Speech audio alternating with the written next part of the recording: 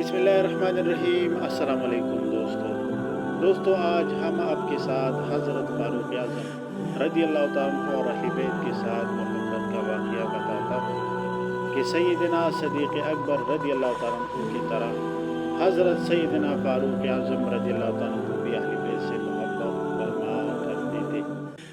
एक दफ़ा एक शख़्स को फारूक आज़म रज़ी अल्लाह तआला अन्हु ने मौला अली रज़ी अल्लाह तआला अन्हु की ऐबजोई करते देखा तो फरमाया, अफ़सोस तुझ पर, क्या तूने हज़रत अली मुर्तज़ा रज़ी अल्लाह तआला अन्हु को नहीं जानता कि ये इनका चचा का बेटा है।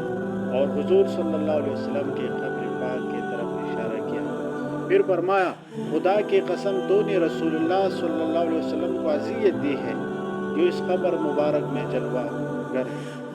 बरदरान इस्लाम, हज़रत फारूक आज़म रज़ी अल्लाह तआला अन्हु ने इस शख्स को मना किया और ये सबक भी दिया कि जिसने हज़रत अली रज़ी अल्लाह तआला अन्हु को अज़ियत पहुँचाई उसने नबी मुकर्रम सल्लल्लाहु अलैहि वसल्लम को अज़ियत दी कि उनके जो दरी हुसैन पे मुक़ीम हो तो ज़रूर पहुँचे अली तक।